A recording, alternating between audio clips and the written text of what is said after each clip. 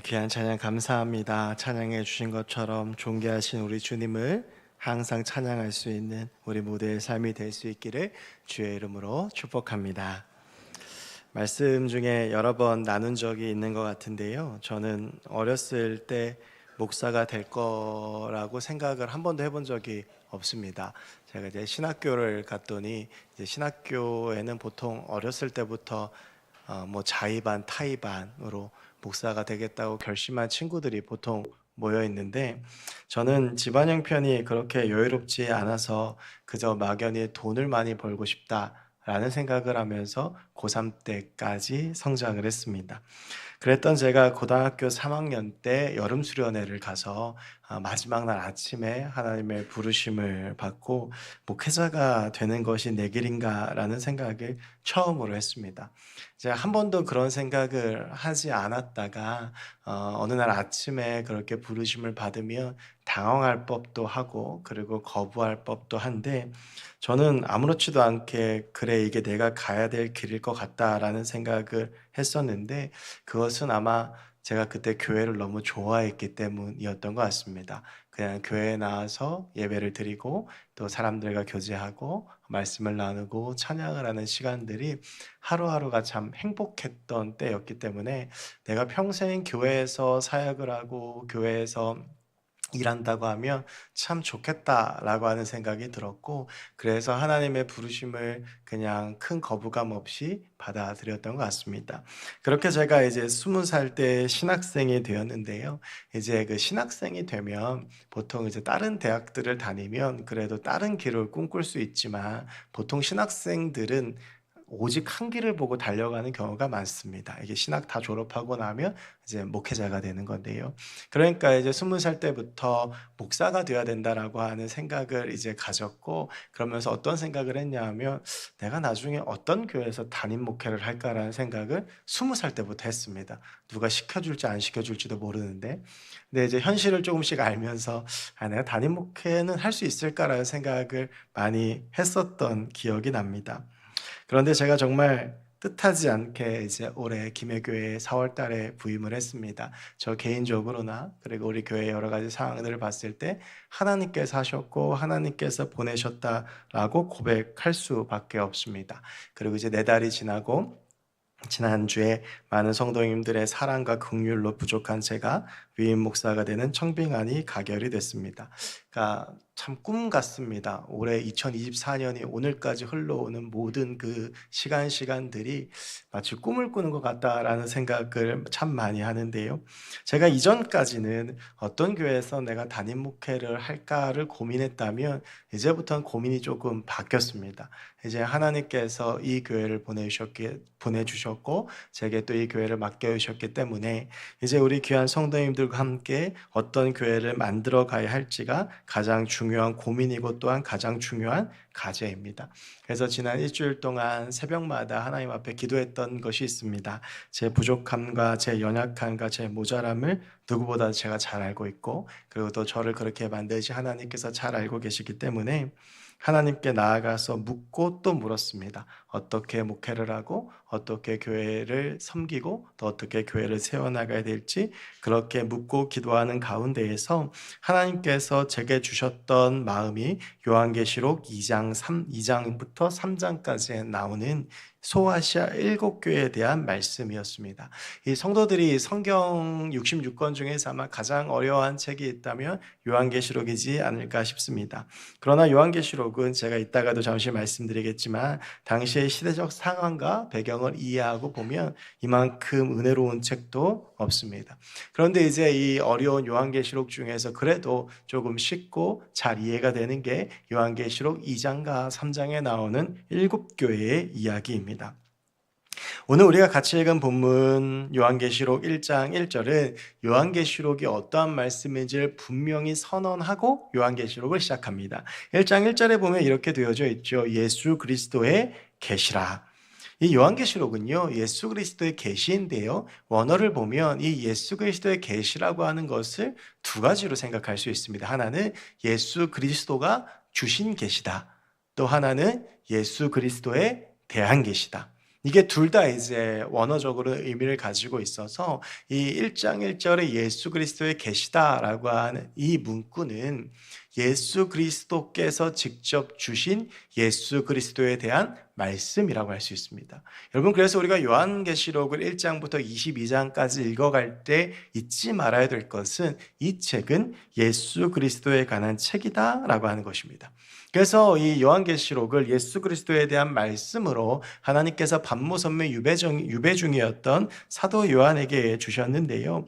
이 사도 요한이 그 하나님께서 보여주신 계시를 7교회에 보낸 편지가 요한계시록입니다. 그렇다면 여기서 우리가 한 가지를 생각하게 되는데요. 왜 당시에 수많은 교회 중에 7교회인가 라고 하는 것입니다. 많은 교회들이 있었습니다. 요한계시록은 특별히 90년부터 92년 그 사이에 쓰여진 것으로 추측되어지는데 이미 그때만 해도 상당히 많은 교회들이 있었습니다. 사도 바울이 선교 사역을 하면서 많은 교회들을 세웠고 지금의 튀르키예 지역인 소아시아 지역을 넘어서 유럽에 이르기까지 많은 교회가 그 가운데 세워져 있었습니다. 그런데 그 많은 교회들 중에서 오늘 요한계시록은 이 7교회에게 이 편지를 쓰고 있는데요. 우리 오늘 말씀에도 이제 나오지만 4절에 보면 요한은 아시아에 있는 7교회에게 편지했다라고 되어져 있고 11절 말씀을 보면 이르되 내가 보는 것을 두루마리에 써서 에베소, 서머나, 버가모, 두아디라, 사데, 빌라델비아, 라오게디아 등 7교회에 보내라 라고 하면서 7교회에게 요한계시록을 썼다라고 되어져 있습니다. 그런데 여러분, 우리가 이 말씀이 왜 7교회인지를 알기 위해서는 그 당시에 헬라 문화가 7이라고 하는 숫자를 어떻게 여겼는지를 생각해 보아야 하는데요. 헬라 문화에서 7은 완전수입니다. 그러니까 숫자로 1부터 7까지의 그 7을 의미하는 것도 있지만 완전한 숫자. 그래서 7교회라고 하면 이 땅의 모든 교회들을 의미하는 것이라고 할 수 있습니다. 그러니까 7교회에게 보낸 편지는 단순히 요한계시록이 오늘 요한계시록 이제 다음 주부터 나오는 2장, 3장까지 나오는 그 7교회에 대해 7교회에게만 보낸 편지일 뿐 아니라 이 땅에 있는 모든 교회에게 보낸 편지라고 하는 것이고요. 또 다른 의미에서는 이 요한계시록에 나온 7교회의 모습이 이 땅의 모든 교회의 모습이다라고 하는 것입니다. 이제 오늘부터 시작해서 8주 동안 요한계시록 2장부터 3장까지 나오는 7교회에 대한 이야기들을 나누게 될 텐데 이 교회들은 칭찬받은 교회도 있고 책망받은 교회도 있고 또 권면을 받는 교회들도 있습니다. 이 교회들을 향한 칭찬과 권면과 또한 책망과 위로는 단순히 그 당시에 물리적으로 존재했던 소아시아의 7교회뿐만 아니라 모든 교회에게 동일하게 주어지는 말씀이면서 또한 오늘 우리 교회에게 주어지는 말씀이기도 합니다. 그러니까 소아시아 7교회가 칭찬받는 그 모습이 오늘의 교회들도 칭찬받는 모습이고요. 소아시아 교회가 7교회가 하나님께 책망받았던 모습은 오늘날의 교회 역시 책망받는 모습이다라고 하는 것입니다. 그래서 오늘부터 시작해서 8주 동안 이 7교회에 대한 이야기를 나누면서 우리 김해교회가 하나님께 칭찬받는 교회가 되기 위해선 어떻게 해야 되는지, 또 우리가 하나님께 책망을 피하기 위해서는 어떻게 해야 되는지 그 말씀들을 좀 나누어 보려고 합니다. 오늘은 그 7교회에 대한 이야기들을 하나하나 나누기 전에 먼저 요한계시록 1장 1절부터 8절까지 해서 볼 수 있는 7교회에 보내기 전에 전제로 모든 교회에게 하시는 그 권면을 가지고 하나님의 교회란 어떤 곳인지 전체적인 말씀을 세 가지로 함께 좀 나누어 보려고 합니다. 먼저 첫 번째는요, 하나님의 교회는 하나님이 책임지시는 공동체다라고 하는 것입니다. 우리가 이 요한계시록을 이해를 하기 위해서는 아까도 말씀드렸지만 당시의 시대적인 상황을 한번 살펴보아야 합니다. 요한계시록은 잘 아시는 대로 사도 요한이 지은 책인데요. 당시 사도 요한의 상황이 오늘 본문 바로 뒤에 나오는 9절에 나와 있습니다. 우리 9절의 말씀을 함께 한번 읽어보겠습니다. 우리 9절을 함께 보겠습니다. 시작. 나 요한은 너희 형제요 예수의 환난과 나라와 참음에 동참하는 자라. 하나님의 말씀과 예수를 증언하였으므로 말미암아 반모라 하는 섬에 있었더니 아멘. 오늘 여기서 9절에서 보면 사도 요한이 이 편지를 쓰는 것은 나 요한이다, 그리고 나는 너의 형제다라고 이야기하면서 나는 예수의 환난과 나라와 참음에 동참하는 자다라고 이야기를 합니다. 복음을 들고 살아가는 그의 삶이 예수 그리스도께서 받았던 그 고난을 함께 받고 있는 삶이고, 하나님의 나라에 동참하고 그 하나님의 나라의 임재를 참음으로 기다리는 하나님의 사람이다라고 스스로를 표현하고 있는 것이고요. 이어지는 말씀을 보면 하나님의 말씀과 예수를 증언하였으므로 말미암아 반모라는 섬에 있었다. 여러분이 반모라고 하는 섬의 사도 요한은 유배를 당해서 있었습니다. 그러니까 갇혀 있었던 거죠. 근데 그 반모라는 섬에 갇혀 있었던 이유에 대해 사도 요한이 이야기하는 것은 하나님의 말씀과 예수를 증언하였기 때문에, 그러니까 복음을 전하였기 때문에 내가 지금 이곳에 갇혀 있다라고 소개를 하고 있는 것이죠. 여러분, 사도 요한은요, 다른 사도들과는 조금은 다른 특징을 가지고 있습니다. 이제 예수님의 제자들이 12명, 이들 사도라고 하지요. 그 중에서 이제 가룟 유다가 예수님을 은 30세겔에 팔고 자살을 함으로 사도 무리에서 이탈을 하게 되고, 사도행전 1장에 보면 마띠아를 또 다른 사도로 세웁니다. 그런데 여러분, 이 사도들은요, 모두가 다 순교를 했습니다. 네로 황제 때 그 박해 가운데 순교했던 사람도 있고, 물론 그 전에 사도행전 12장에 보면 첫 번째 순교자는 야고보 사도지요. 야고보 사도가 헤로당에 의해서 죽임을 당하게 되고요. 그리고 나서 네로 황제의 박해를 거치면서 죽임을 당한 사도들도 있고, 그리고 그 가운데에서 또 흩어져서 복음을 전하다가 그 가운데서 순교했던 사도들도 있습니다. 대표적으로 도마 같은 경우에는 인도에서 복음을 전했다라고 알려져 있는데, 지금도 인도에는 도마의 복음을 전하는 흔적과 순교의 흔적들이 발견되어진다라고 합니다. 그러니까 예수님의 제자들, 이 사도들은요, 순교를 했는데 유일하게 순교를 하지 않은 제자가 사도 요한입니다. 그러니까 오늘 이제 AD 90년에서 92년경에 요한계시록이 쓰여졌다라고 추측이 되어지는데, 이때 살아남아 있는 사도는 사도 바울을 포함하더라도 사도 요한밖에 없었다라고 하는 것입니다. 그러니까 이 사도 요한의 교회에서 차지하는 위치가 어떠했겠습니까? 교회의 지도자였던 것이죠. 여러분, 그런데요, 이 당시의 교회에 어떤 일이 일어났는지를 우리가 살펴보아야 합니다. 이 당시에 로마의 황제가 로마의 11번째 황제였던 도미티아누스입니다. 이 도미티아누스는 상당히 능력이 있는 황제였습니다. 정치력도 있고, 그래서 왕권도 강화시켜서 여러모로 칭찬받을 만한 왕이었는데, 근데 이 도미티아누스가 한 가지에 집착하는 것이 하나 있었는데, 그것이 자기신격화였습니다. 여러분, 로마의 황제들은요, 죽고 나면 신으로 모셔집니다. 그러니까 뭐 암살을 당했든 어떻게 됐든지 어쨌든 이 황제들은 죽고 나면 신이 돼요. 그래서 이 도미티아누스 황제에 이르기까지 10명의 황제가 있었는데, 그 10명들이 다 죽고 신이 됐습니다. 그런데 도미티아누스는요, 자기가 죽을 때까지 기다릴 수가 없어서 자기가 살아있을 때의 스스로를 신이라고 칭하기 시작했습니다. 그래서 사람들에게 나는 신이다 라고 이야기를 하면서 이 도미티아누스 황제 때에 황제라고 하는 호칭이 공식적으로 없어집니다.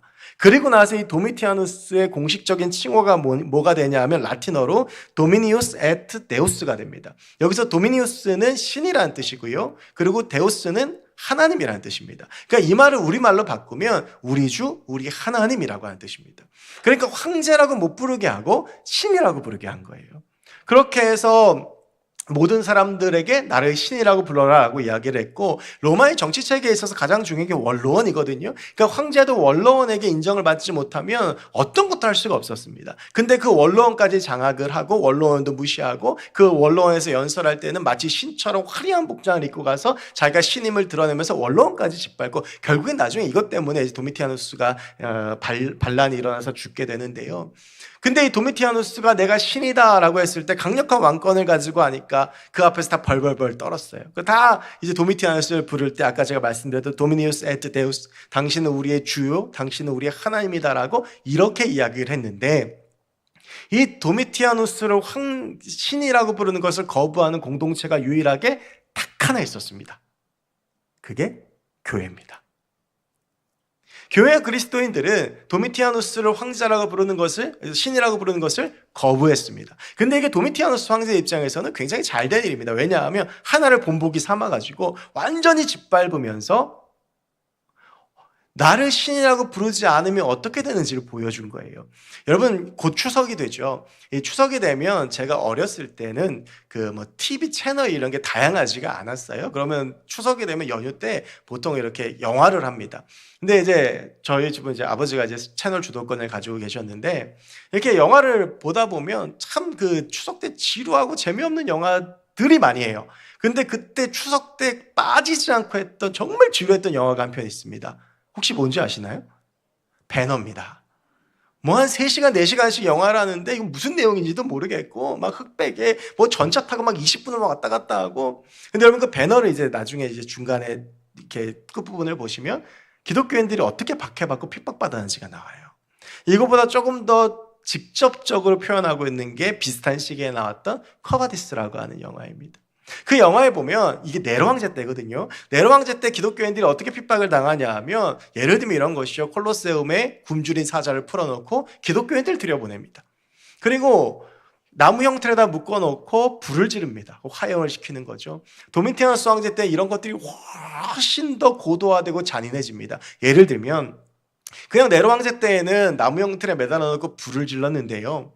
도미티아누스 황제 때에는 나무 형틀에 기독교인을 묶어놓고 온몸에 양초를 발랐습니다. 그리고 나서 불을 켜니 어떻게 됐겠습니까?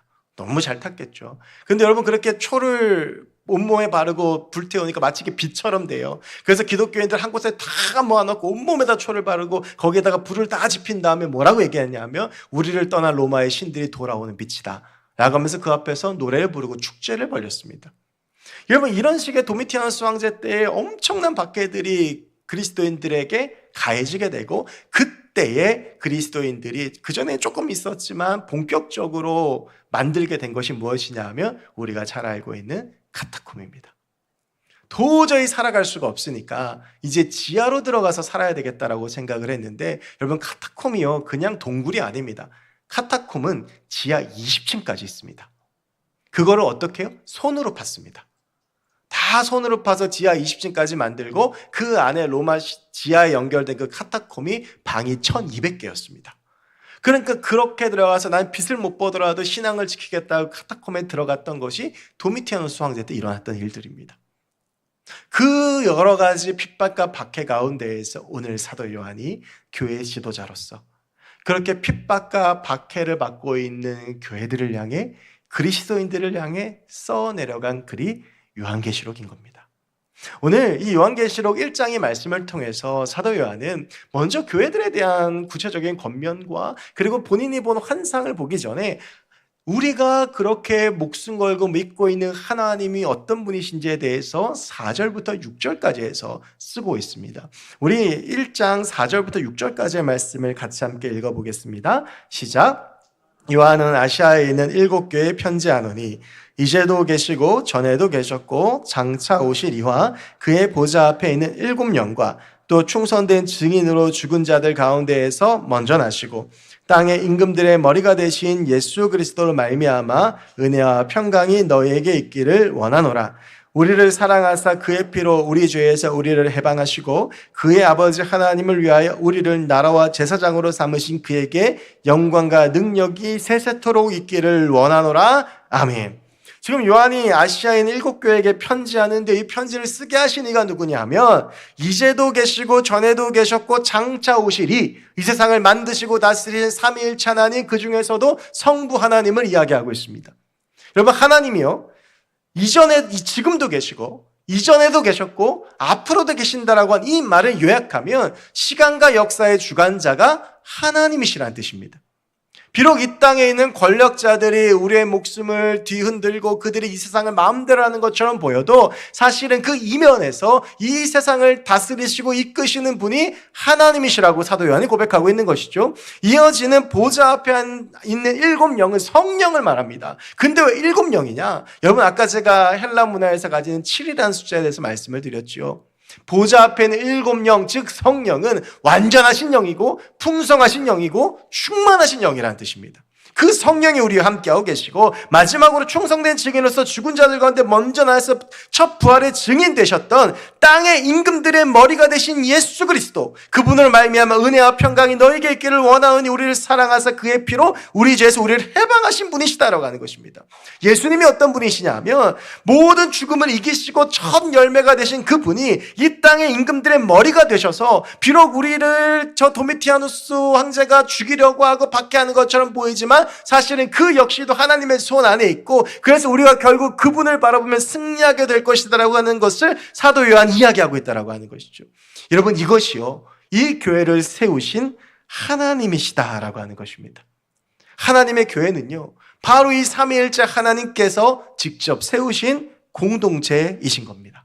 여러분, 그래서 6절을 보면 그의 아버지 하나님을 위하여 우리를 나라와 제사장으로 삼으신 그에게 영광과 능력이 세세토록 있기를 원하노라. 여기서 이 나라는 하나님의 나라를 의미하고요, 여기서 말하는 제사장은, 여러분 예전에 성전에 있을 때에는 제사장만이 하나님의 임재가 있는 성소에 들어갈 수 있었습니다.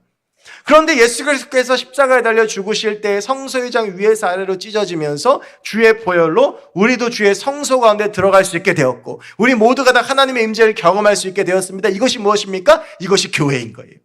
여러분, 교회가요, 하나님께서 세우셔서 무엇을 하고자 하시냐 하면 하나님께 영광을 돌리게 하시고 하나님의 능력을 보이게 하기 위해서 이 교회를 세우셨다라고 하는 거예요. 그러니까 하나님의 교회를 하나님이 어떻게 하신다는 겁니까? 영광 받으시기 위해서 하나님의 능력을 부어주셔서 하나님이 책임져 주신다라고 하는 것이죠. 여러분, 이 초대교회가요, 아까도 제가 말씀드렸지만 1차 그 네로의 핍박을, 박해를 60년대에서 65년대까지 겪고 나서, 그리고 나서 한 30년 정도 지나고 나서 도미티아누스 황제에서 훨씬 더 가혹한 핍박과 박해가 가해집니다. 여러분, 이 핍박과 박해가요 311년까지 무려 10번이 반복이 됩니다. 그리고 나서 313년에 콘스탄티누스 대제가 기독교를 공인하게 되는데, 이때까지 오는 동안 여러분 생각해 보세요. 그 당시에 가장 강력한 왕권을 가지고 있었던 황제가 겨우 조그마한 종교 집단 하나 없애려고, 그걸 왜 못 없애겠습니까? 얼마든지 없애고 짓밟고 무너뜨릴 수 있는데 하나님의 교회는 무너지지 않았다는 겁니다. 하나님의 교회는 무너지지 않고 여전히 생명력 있게 서 있었고, 기독교인들의 신앙을 빼앗아갈 수 없었고, 그래서 하나님의 교회가 서 있다 보니 그렇게 핍박과 박해라던 로마가 결국엔 그 기독교를 인정하기에 이르렀다라고 하는 것이죠. 여러분, 하나님의 교회의 주인은 하나님이십니다. 그래서 하나님의 교회는 하나님이 책임지십니다. 여러분, 그래서 우리가요, 이 하나님의 교회를 위해서 기도하고 하나님께 영광을 돌리고 하나님의 능력을 구하고 하나님께 나아가면 하나님께서 우리의 기도를 들으시고 이 교회를 지키시고 든든하게 하시며 그 어떤 공격으로부터도 우리 교회를 막아주신다라고 하는 것입니다. 교회는 사람의 힘으로 하는 것이 아닙니다. 교회는 우리가 무너뜨릴 수 있고 세울 수 있는 것이 아닙니다. 교회를 세우시는 분은 하나님이시고, 그 교회를 지키시는 분도 하나님이시고, 그 교회를 이끌어 가시는 분도 하나님이십니다. 여러분, 그래서 우리는요, 그 교회를 위해서 함께 기도해야 합니다. 우리의 힘과 우리의 능력이 아무리 있어도 교회의 주인이신 하나님께서 역사하시지 않으면 교회는 생명력이 없어집니다. 하지만 우리가 아무리 부족하고 연약해도 기도하고 하나님 앞에 나아가고 헌신하고 하나님을 붙잡으면 하나님의 교회는 하나님께서 지키시고 인도하시는 겁니다.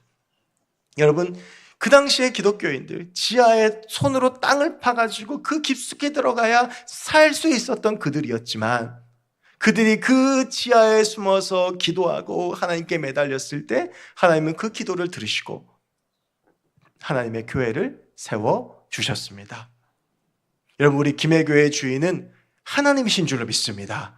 우리가 부족하고 연약하고 모자람이 있습니다. 그러나 여러분, 우리가 하나님 앞에 기도하면 하나님께서 영광 받으시기 위해서 그 능력을 우리 가운데 부어주시고 우리 교회를 지켜주시고 우리 교회를 이끌어주시고 지금 동안 130년을 지켜오시던 그 하나님이 앞으로의 시간 동안 하나님께서 우리 교회를 더욱더 아름답게 세워주시고 부흥하게 해주실 줄로 믿습니다.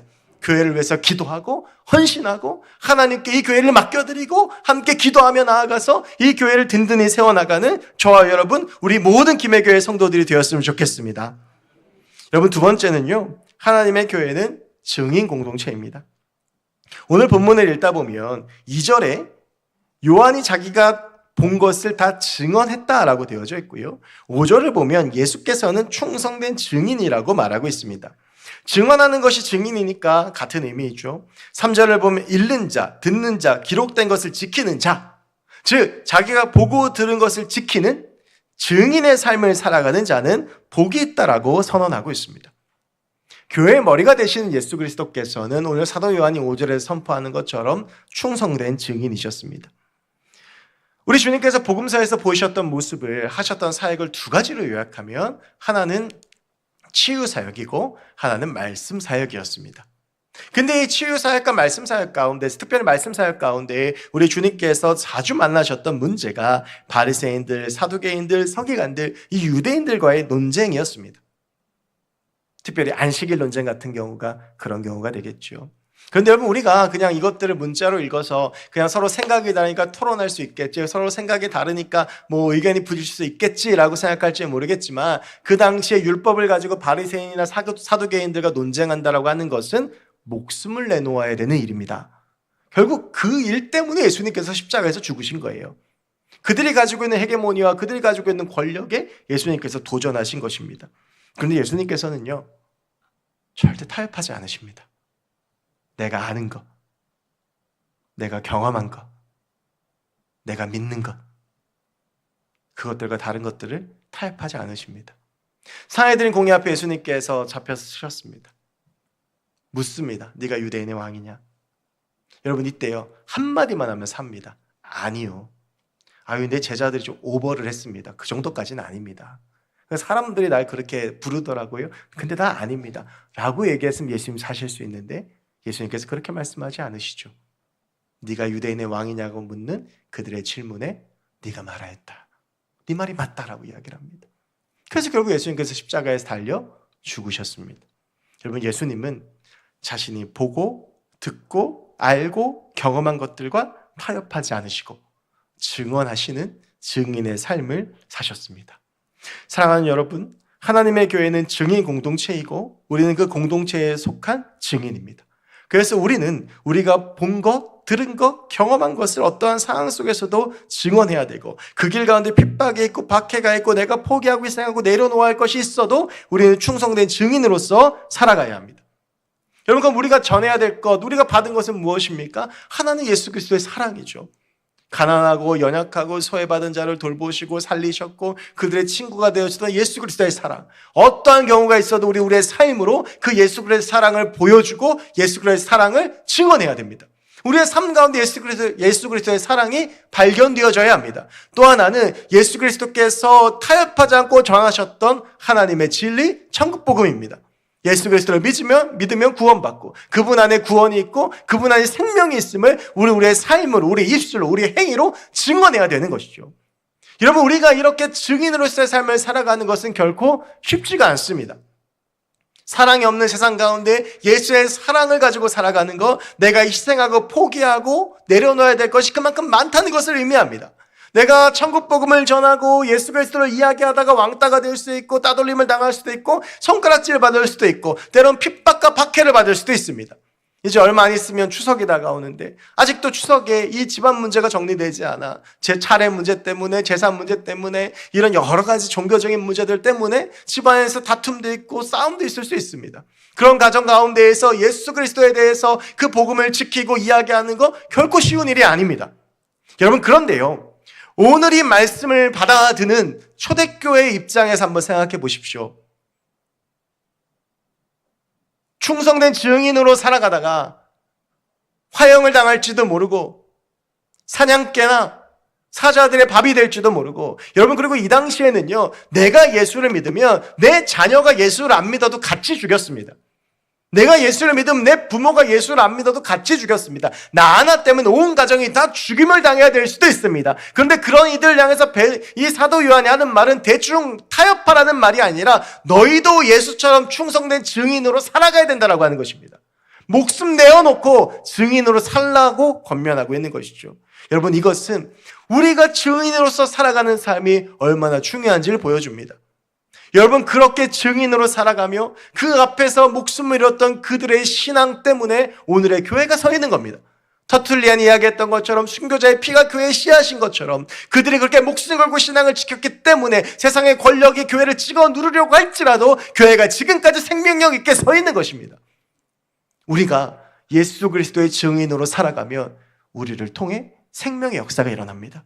우리가 예수 그리스도의 증인으로 살아가면 우리를 통해 하나님의 교회가 살아납니다. 우리가 예수 그리스도의 증인으로 살아가면 우리를 통해 세상이 바뀝니다. 그런데 그렇게 사는 것이 너무 어렵고 힘들지 않습니까? 그래서 사도 요한은 하나님의 교회에 대해 세 번째로 교회는 구원받은 종말론도 공동체라고 선포합니다. 여러분 7절 말씀 같이 한번 읽어볼까요? 7절입니다. 시작. 볼지어다 그가 구름을 타고 오시리라. 각 사람의 눈이 그를 보겠고 그를 찌른 자들도 볼 것이요 땅에 있는 모든 족속이 그로 말미암아 애곡하리니 그러하리라. 아멘. 여러분 7절에서 분명히 선포하는 게 있습니다. 이것은 요한계시록의 전체 주제입니다. 성경의 전체 주제이기도 합니다. 볼지어다 그가 구름을 타고 오시리라. 우리 주님께서 다시 이 땅 가운데 오십니다. 근데 그 주님께서 다시 오시는 그때에 모든 사람, 각 사람의 눈이 그를 볼 것인데 누구도 보냐 하면 그를 찌른 자들도 볼 것이요. 여러분 여기서 그를 찌른 자는요, 십자가에 달리신 예수님을 직접 창으로 찌른 사람들만 의미하는 게 아닙니다. 이미 그 사람들 중에 상당수는 요한계시록에 쓰여질 때 죽었을 겁니다. 여기서 그를 찌른 자들은 예수를 핍박하고 박해하고 교회를 짓밟았던 로마의 황제와 권력자들과 로마의 군인들을 말합니다. 그들 역시도 주님께서 다시 돌아오시면 우리 주님을 보게 될 것이라고 하는 것이죠. 그리고 그들 중에서 모든 족속이 그로 말미암아 애곡하리니. 여러분 왜 애곡합니까? 왜 슬피웁니까? 이미 주님 오시니까 늦었거든요. 주님 붙잡고 살았어야 되는데, 주님 믿고 살았어야 되는데, 이미 주님 다시 오시는 그때 내가 주님 봤을 때 이미 늦었거든요. 여러분 이 말씀이 우리 가운데 분명히 선포하는 것은 무엇이냐 하면 반드시 심판이 있다라고 하는 것입니다. 심판의 날 때에 목숨 걸고 증인으로서의 삶을 살아가며 하나님의 사람으로 살아간 그를 하나님께서 높이시고 승리하게 하시고, 요한계시록 21장과 22장에 나오는 그 새 예루살렘과 천국 허락해 주시지만 그 가운데 배교하고 하나님 뜻대로 살지 못하고 세상과 타협하고 교회를 핍박하고 박해했던 그들은 반드시 심판당을 애곡하는 날이 오게 될 것이라고 이야기하고 있는 것이죠. 여러분 우리가 살아가는 세상이 신앙을 가지고 살아가기 쉽지 않습니다. 신앙을 가지고 몸부림치고 살아가며 어려움도 당하고 힘듦도 당하는데, 그런 우리에게 오늘 주님께서 하시는 말씀은 무엇이냐 하면 반드시 마지막 때에 너는 높아지고 승리하고 신앙을 포기하고 살아가는 사람들 반드시 심판받을 것이다 라고 우리 주님께서 선포하고 계시는 것이죠. 디모데후서 4장 7절과 8절에서 바울이 이야기합니다. 나의 달려갈 길을 다 마치고 선한 싸움을 마치고 나의 달려갈 길을 마쳤으니 이제는 나를 위하여 의의 면류관이 예비되어 있다. 하늘의 상급이 기다리고 있는 겁니다. 여러분 우리가 신앙 붙잡고 살아가기 위해서 발버둥칩니다. 어쩌면 지난 일주일 동안도 각자의 삶의 자리에서 신앙 붙들고 살아가느라 수고하고 애쓰고 발버둥치며 눈물 흘리며 피투성이가 돼서 이 자리에 나와 계실지도 모릅니다. 그런데 그런 우리에게 우리 주님께서 하시는 말씀은 내가 다 안다는 겁니다.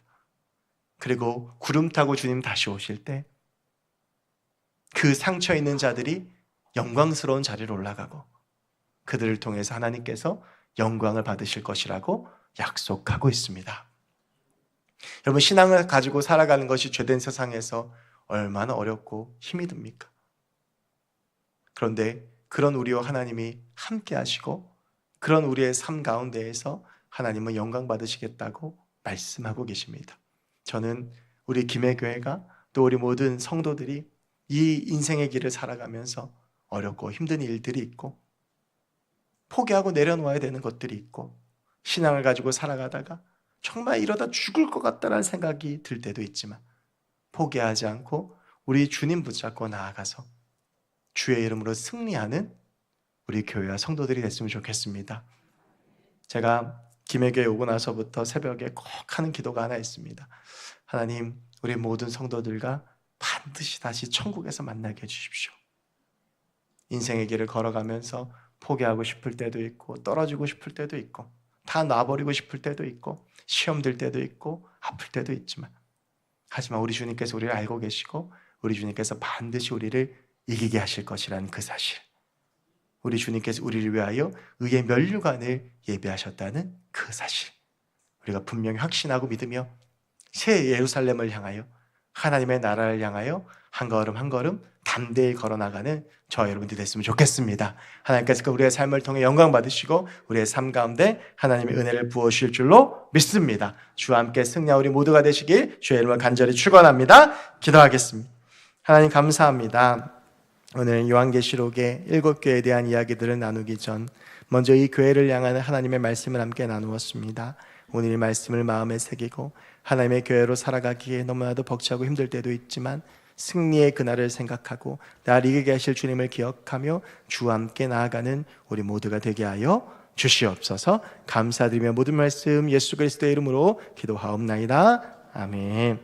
함께 말씀 기억하시면서 찬송가 94장 같이 찬송하시겠습니다.